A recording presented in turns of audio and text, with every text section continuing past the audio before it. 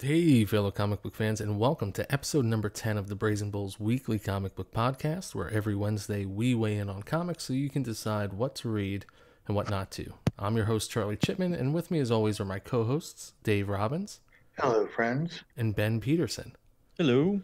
On today's show, we're going to be talking about Curse of Brimstone number 1 from DC's New Age of Heroes, Demigod number 1 from IDW, Isola number 1, and Analog number 1 from Image, and also God Complex number 5 from Image as well. Today is Wednesday, April 4th, and it's New Comic Book Day.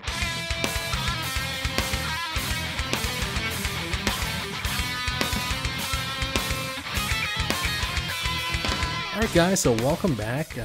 It is episode number 10, and to celebrate this being the 10th episode, we've decided to give away some comic books. So all you have to do to enter to win is subscribe. That's it. So if you're one of the subscribers to this channel, you are automatically entered to win. If you're listening right now, it's a great time to hit the subscribe button. And here's what we're giving away. So this week it's going to be Curse of Brimstone number 1, Isola number 1, and Analog number 1. So hit the subscribe button and you are automatically entered in to win 3 brand new comic books, courtesy of the folks from the Brazen Bull. All right, so with that out of the way, Ben, why don't you lead us off, sir? All right. First, I want to apologize. I have stuffy nose, so I may sniffle a bit today. But yes, so the first thing is Curse of Brimstone number 1 by DC. Another in the New Age of Heroes. This one is, let's see, written by Philip Tan and Justin Jordan. And this one follows a young man in a small coal town, which is now in decline. I think that can kind of strike a chord with many of folks in small town, and nothing's happening. Everyone's kind of, to move on, you have to leave. But unfortunately, he is stuck, just like many people in the town. And he's a desperate man willing to make a desperate deal, essentially, to save his town. Now, Charlie, do you want us to start with this one? Yeah, sure. So, like I said, Ben, this is another book from the DC New Age of Heroes initiative. You guys know I'm not a big fan of Silencer. I've been relatively vocal about that throughout these podcast episodes. I think comparing, Curse of Brimstone to what we have already, it's not quite the Terrifics, better than Silencer. With this issue, I think that there's still so much that we don't know that it's tough to make a decision on whether or not the series is going to work and it's going to be able to stand on its own, and whether or not there's enough to make it worth reading week after week. I think how this one develops and what direction that it moves in is really going to determine whether or not it's worth reading. Aside from that, though, I think that this is a relatively strong introduction. I think that there's still so many things that we're left unsure of at the end of the book, but it does look unlike, I don't want to say anything, but unlike most issues, unlike most series that are coming out of DC right now. For me, it has a more indie feel to it. And when things really kick up, things really get going, I think that visually it's just a very impressive book. So what about you, Ben? What do you think, sir? I actually very much enjoyed it. I know you're a big fan of Terrifics. For me, I'll agree with you in that it doesn't give you everything. Like, I don't know enough to know if it's going in the direction I want it to go and will enjoy. But I find for every episode 1, I always see the potential of it, and that's been with even with the New Age of Heroes. Every single one, I've been like, the first episode, I'm like, yeah, I like this. I can see this going great places. And I've been disappointed. To some degree, not always. Sideways, I very much enjoy Sideways, and I very much enjoy the Terrifics. But this one I really enjoyed, and I'm really, once again, hoping I could see it going great, doing great things, and me enjoying it. So that's where I'm choosing to stay and not go like, but it might not. So I'm really hopeful on this one. Um, I enjoyed the idea once again, the whole small town thing. Everyone getting out, that kind of stuff. I think it really, I won't say it strikes a chord for me, but I did grow up in a small town. It just had a baseball problem, so whatever. And you had to make a deal with the devil to get out. Yeah, right. Is that why this resonates? Something you need Yeah, to tell yeah, us? a little bit. Um, so yeah, no, I very much enjoyed it. I think, as you said, the colors and everything was very good. For me, the writing I thought was excellent. It worked great. It moved along at a good pace. And I think my issue, other ones versus this one, is this one gave me a lot of story to it, like background on this character, especially that not all of the other New Age of Heroes did. Mm-hmm. And I think that's what does it for me here. Like I I got into it. It gave me that backstory. So now it has a chance to go somewhere. Um, Dave, how about you? Well, I'm going to be the one to foul the punch bowl over here. I wasn't that impressed. I mean, I took this to be the usual go down to the crossroads, make a deal with the devil kind of story. Um, I will agree that I like the look of it, that it does have more of an independent look to it. So it's visually striking. I like how Brimstone looks, and that's about it, really, because I don't know what's going to happen next at all. I have no idea what kind of character it is. Presumably there's some kind of vengeance aspect to it. But yeah, it took a long way to get to a familiar story, and then at the end, nothing is particularly surprising about you know what ends up happening. So I'm hoping that as we go forward, this is a creature, this is a hero, this is a whatever this ends up being that gets involved in some compelling stories, because there's nothing here that says to me it's going anywhere interesting. Although, like I said, I like the look of it. But other than that, I mean, I'm not hating it so much. I'm just saying I don't have a whole lot of information to go on to think positively about it. Yeah, I You can't know, even argue with you on that one. I mean, that's where I'm at. Yeah, I think that this is, we've talked about this quite a bit about first issues really, um, generating, I don't even want to say interest per se, but the first issue that introduces us to a new character, but simultaneously places a huge amount of weight on the second and third issues. I think that this is prime example of that, where we really don't know much of anything. We have we've gotten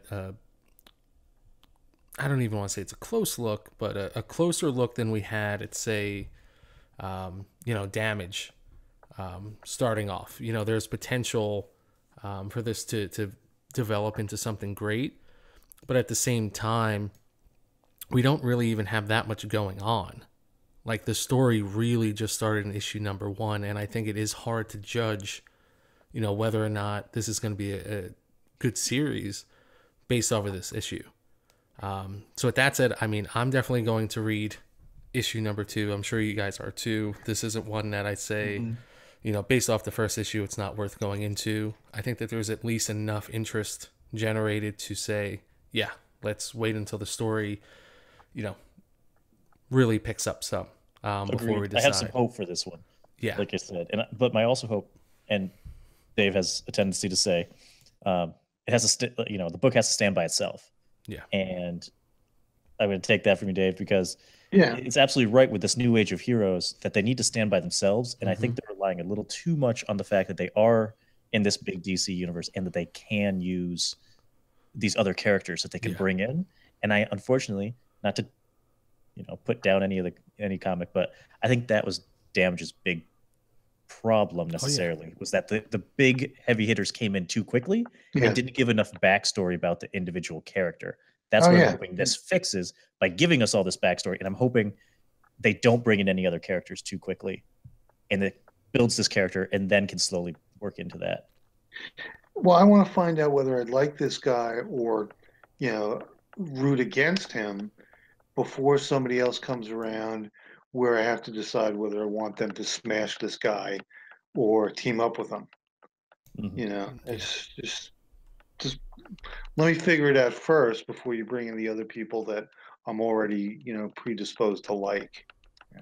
Yeah, I think the best thing that could possibly happen for Curse of Brimstone is for it to stay on its own for a little while. I had joked with you guys before, so how long do we think it's going to take before Constantine shows up or someone shows up? But I really do hope it's a while before anybody else in the DC universe, makes it into this comic book, into this series. Yeah, the track record says promising. It's probably not going to be long. Yeah. Yeah. All right. On that grim note, how about we give some scores? Ben, what do you got for Curse of Brimstone? I gave it a 9. All right, Dave? 7. All right, and it's going to be an 8 for me. So overall, Curse of Brimstone #1 scores an 8 out of 10. Okay.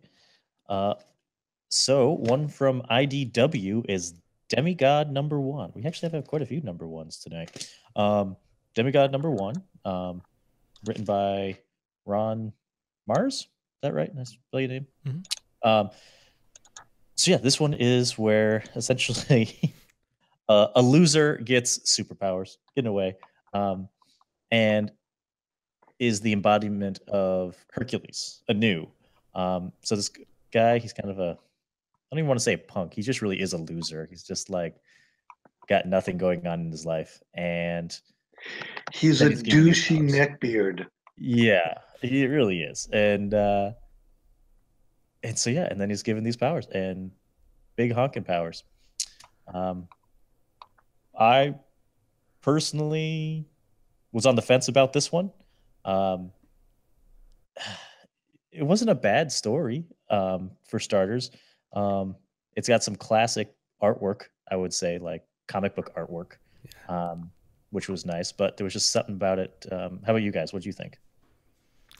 Well, I think that it has a few things working for it and a few things working against it. I like the book opens up with this new character talking directly to readers.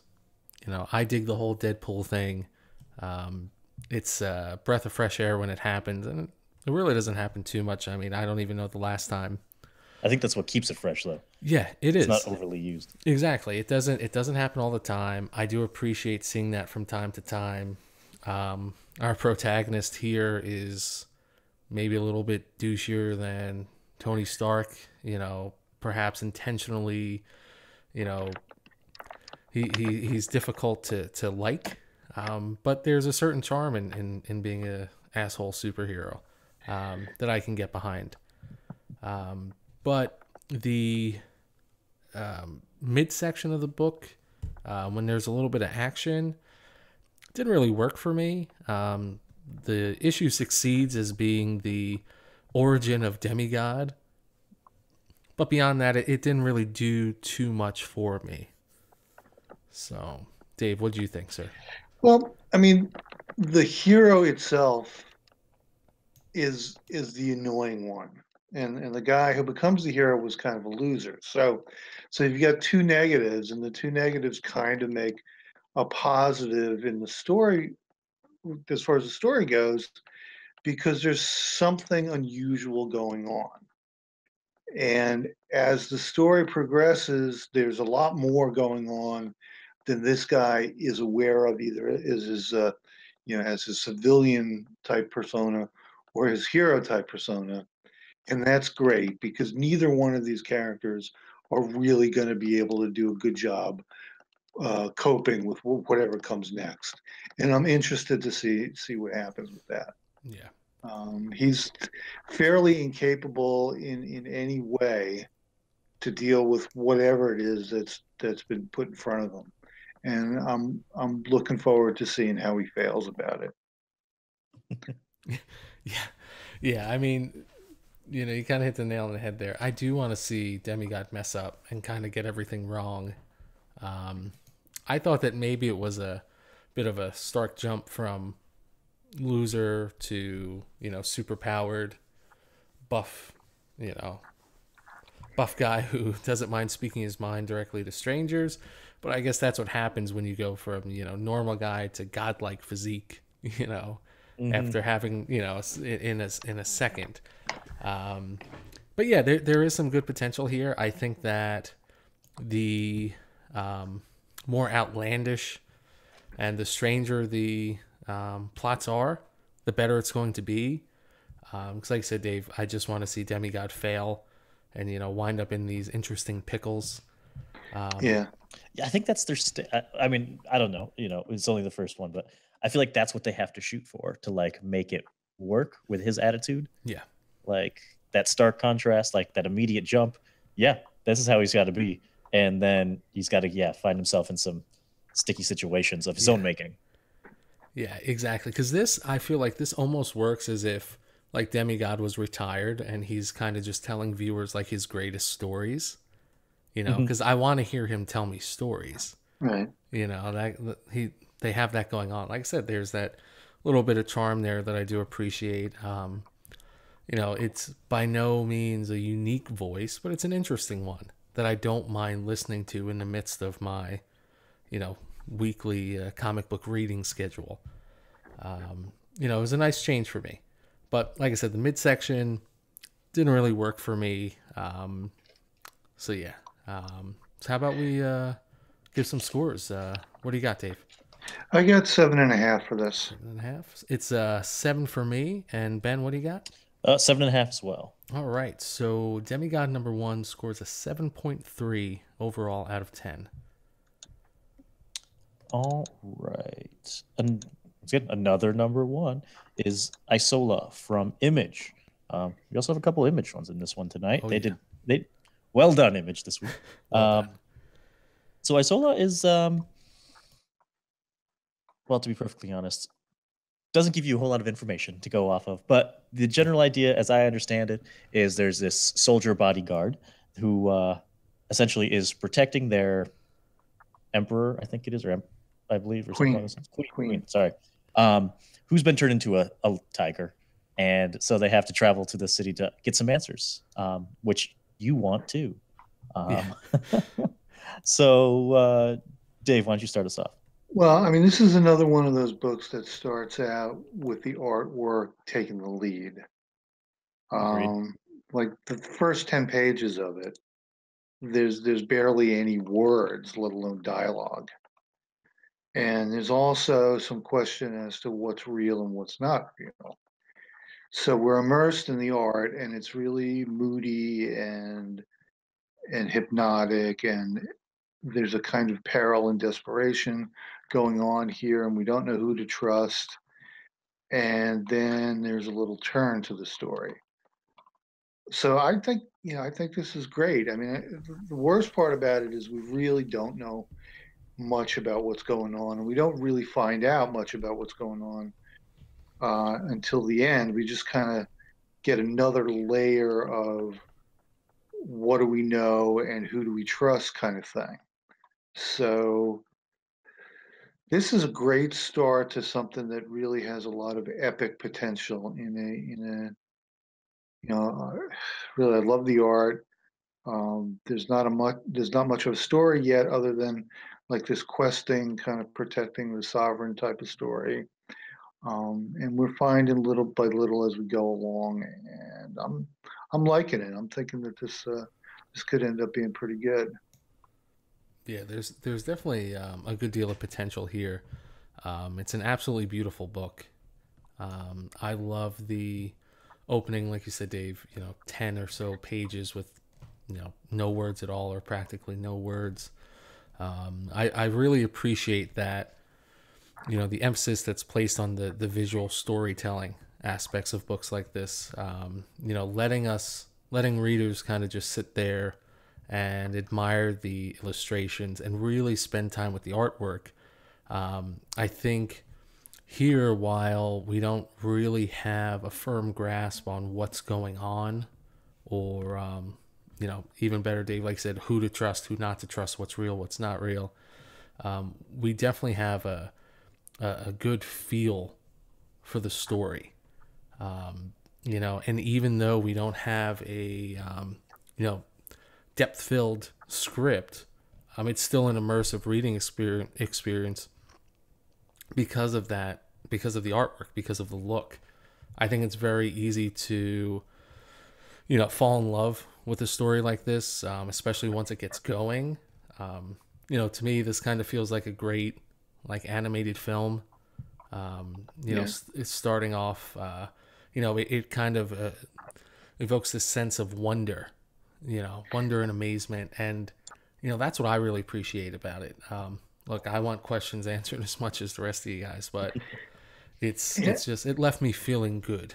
And it's got one of those map of the world kind of fantasy maps that's kind of fun. Yeah, this is one, as you're saying, like it has a lot of, it doesn't give you a lot of answers. You want to know a lot more. But as you said, to feel good, there's other ones that are potentially like other comics that like don't give you the answers, but by the end, you don't feel good about it. Yeah. Like you're upset. This one, even though I didn't get a lot of answers, I'm okay with that. And I mean, agreed, I want to get them, but this one was so entertaining to watch that, or read, that it wasn't a problem. And it moved quickly and slowly at the same time because I had to stop and look at everything forever because it was cool. Yeah, exactly. Yeah, so it's an interesting experience. It offers a great reading experience, which a solid story is great, but I do like to be pulled into a comic. I do like to spend a little time living in that world while I'm reading it. And again, like I said, coming back to the beginning, we really don't know what's going on or who to trust. I do like where I'm at when I'm reading this. I'll give it that much. It succeeds there, and the book definitely succeeds in generating some interest, some intrigue. Because I think all of us, three of us, we really want to know what's going on. We're very much looking forward to seeing where the story goes and how it develops. I just, at this point, I just can't help but, talk about the look and how good it feels. And for me, that's kind of enough right now. 2-3 issues in, if we're still saying what's going on, I don't know, but the book looks good. Yeah, that might not work, but I have a feeling that's not what's going to happen. That next issue will have a clearer picture, and issue 3 will have an even clearer picture, and then come issue 4, things are probably going to turn around and we'll realize everything that we learned was wrong. But still, it's going to be great to get to that point. It's going to be worth it. So how about we give some scores? Ben, what do you got for this one, sir? 8.5. 8.5. Dave? 8.5. And it's going to be an 8.5 for me as well. So Isola number 1 scores an 8.5 out of 10. Great. So switching gears from a kind of fantasy realm to a potential reality realm. Analog number 1, again by Image. In this one, it's a lot different. Essentially, we're now in a not too distant future where the privacy of the internet no longer exists. You either have completely gotten rid of technology out of your life, or you've totally embraced it and you have no privacy in your life anymore. We meet a man who apparently is the cause for that, and he's now a transporter of secrets, essentially, all in paper because once again the internet does not have secrets.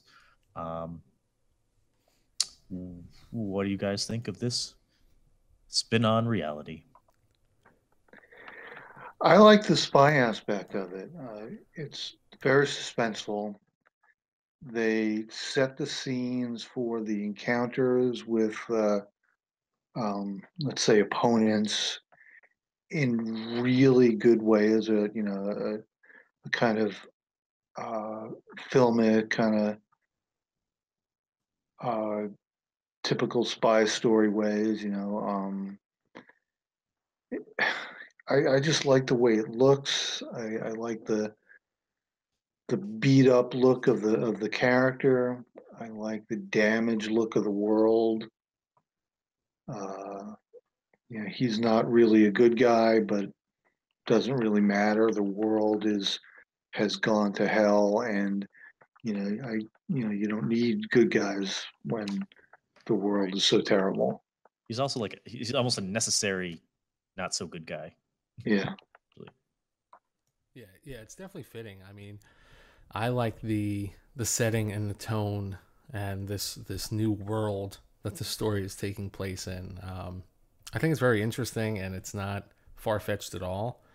I think it works very well. Like you said, Dave, we got a kind of rough and tumble protagonist here that fits in this rough and tumble world, or at least that's the way it seems so far. We only have so much here, and this is an issue or a series rather that I think has the potential to really appeal to a wide range of audiences. Yeah. I think that if you're looking for the mystery spy story, it's here. If you're looking for the in the not so distant future quasi dystopian type of story, it's here. And I think for anyone on the fence in between, it's entertaining. It's very well written. It certainly is. It feels, all of the dialogue felt very authentic, very natural. That's what hit me the most, is the dialogue. It was just excellent. Exactly. And you know what that really makes for, I was talking about the reading experience with Isola, but here is another series where that immersive reading experience comes from how authentic everything sounds and how everything looks, the way it feels, more so than the illustrations being unique. We have a script here that everything makes sense. Everything sounds good. It feels good. Sometimes I know if a writer's dialogue in even a graphic heavy medium like this is off, it's almost distracting. It's, in the back of your mind that, hey, this doesn't sound the way it's supposed to. Or it feels as though, the writer is trying to communicate too much too fast. And it's just, it's almost like a commercial, actor talk.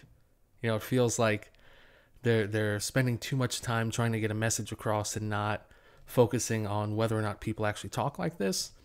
And, with that in mind, it's just a book like Analog. The dialogue, it's fantastic. Yeah. It's absolutely fantastic. It does everything that's supposed to do. And like I said, it feels authentic. So it gets points from me there. It does have a narrative, like a narrator over voicing what's going on. Right. That's stolen straight out of the old, film noir type stuff, but that's okay. It doesn't intrude. No.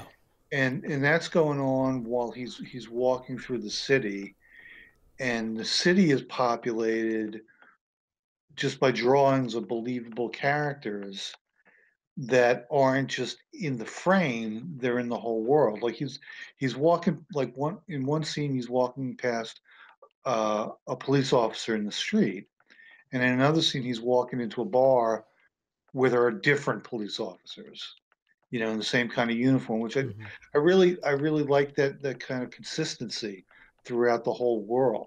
It's not just pose for a poster and then never see it again. It's it's a vibrant population that's believable. Yeah. Again, authenticity there. Yeah. It's just, it works very well. Absolutely does. Yeah. And I love the last line of the comic too. The whole they're about to get into like a gunfight essentially, and the dad's like, "God damn it, these meatballs take fucking all day to make." And it's just like, it just feels so right because he's like that grumpy old man, and He's not worried that he's about to, potentially get shot. He's worried that like he spent all day to make these meatballs and potentially they're ruined. So I don't know. It's just like you said, it's all about that dialogue in this one, and it just like for me, perfect. Yeah, it really works. So how about we get to some scores? Ben, what do you got, sir? 8 and 8.5. 8.5. Dave? I gave it an 8. Right, and it's going to get an 8 for me as well. So Analog number 1 scores an 8.2 out of 10. Okay, so last we want to talk about tonight is not a number 1, but still by Image, is God Complex number 5. I love this story. If you've been following it and reading it, we join our essentially protagonist, Seneca, as he's just been through one hell of a trauma, basically being blown up. To not give away too much. Yeah. And he's been granted a gift, essentially. I don't know how much we actually want to give away, but I guess if you've been reading it, then you don't need to care. Yeah. So he's been given some odd medics by the rulers, and so now he can jump into I'm sorry, what is it called again? The stream? Yeah. The stream with ease. He has access to a higher reality, I guess is a good way of putting it. Or a computer realm, I guess, if you look at it that way. So anyway, it's awesome. I love it. So, and I think, Dave, you love it too. So why don't you give us I do. I really do like this quite a bit. There's this strange world where these strange godlike beings that within the world, those who are not godlike seem to go along with them as being gods, but us as readers, we know that there's really somebody's running a kind of a game on everybody else. And this character Seneca is piercing the veil, and I'm really on board with whatever he's going through. Is something that I'm wanting him to be successful and probably burn it all down. I'm looking forward to mayhem and destruction, and he's just a guy that I want to do it. Do it. Yeah, definitely. And now I think that, Ben, you were talking about the gifts that Seneca's received. While he was an interesting character before, he's that much now. Yeah, that much more interesting now. And I think now he definitely has more of a he's a little bit more of a hero. I feel like he kind of he's reached that next level, as like comic book protagonist. Like, you're not just a guy uncovering something, you're a guy uncovering something that can do extraordinary things. Like, that's great. This is another one that the look is just, it's fantastic. It's beautiful, very well illustrated. The color work is amazing throughout the series so far. It's just been absolutely fantastic. And I especially like when he enters the stream or the source, whatever it is. It's awesome. Like, I kind of want to be there because it's creepy in a sense. It's almost scary, but at the same time, it still feels real and authentic, and it makes sense. Like, I get this Matrix vibe from it, and I just really like the way everything is working so far in this story, in the series. Everything's paying off, everything's adding up. Still 5 issues in, there's questions that need to be answered, but it feels like every time a question's answered, a new one's formed. So, the plot has been very, very well balanced. And then the way this issue ends, it's so good. I know. I can't wait for the next. The last page, like, I can't wait until we can talk about issue number 6, just so we can talk about the last page of issue number 5. You know what I mean? Because, like, now if we said what there is, not that it necessarily spoils the story that comes before it, but I know that I just want readers to, stumble across it. Yeah, to stumble across it the way that we did. We're just lucky enough to get to do it a few days prior to everyone else. But yeah, guys, that last page, oh my God, So cool. so cool. Basically worth it to buy the comic just for that, to be honest. Oh yeah, Like, so cool. yeah, yeah, and like I said, going into too much detail, it's gonna ruin the surprise. Um, but Dave, like you were talking about, kind of, you know, burning everything down and realizing that there's some other stuff going on here. Yeah. This last page is, yeah, there's something rotten in the Yeah. state of Denmark. Like, Ugh. things are not as they appeared, and there's a whole hell of a lot more going on than we thought. Yeah, and I think that you could probably say that there's a whole lot more going on here than anyone we've met knows. Any one of the characters in the book knows yet either. Yeah. Which now we're at a point where everything's getting revealed at the same time to everybody, characters in the book and audience as well. And I think that's a great way to be. And plus, this guy's got a great beard. So He just, Yeah. I tell you, this one for me, like, I got into this one and I've loved it every step of the way. And like, I like the whole like merging of like the technology aspect with that, like, legends, mythic god aspect of it, and they just did it so well for me that it worked. It's just awesome. And then of course, yeah, as you say, I mean, all the artwork just works. It's another one of those that just works perfectly for the story that they're shooting for. Yeah. And I just love it. And then yeah, like you say, like, it's showing these supposed gods who are supposedly perfect or whatever, they know everything, but we're seeing now it's kind of piercing that veil, as you said, and we're showing that maybe they're not so all-knowing and perfect as we were led to believe. Oh yeah.